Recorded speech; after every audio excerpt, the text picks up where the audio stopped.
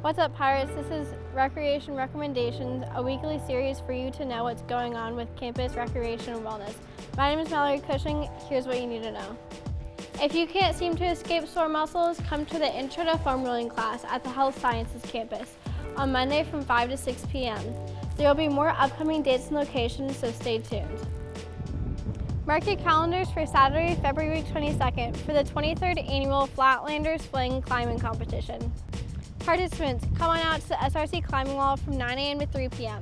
There will be t-shirts, food, and prizes. Students, it's only $20. And for more information, visit us online. For registration and more information, download the ECU Rec and Wellness app on the App Store or Google Play. And follow us on social media at ECU_CRW.